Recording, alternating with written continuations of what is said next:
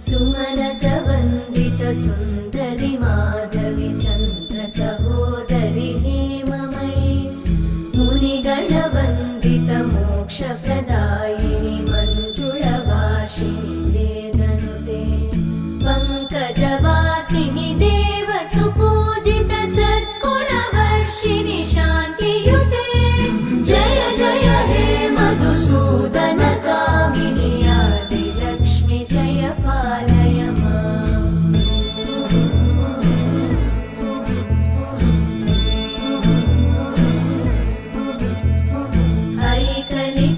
ऐकलिकल्मषनाशिनि कामिनि वैदिकरूपिणि वेदमये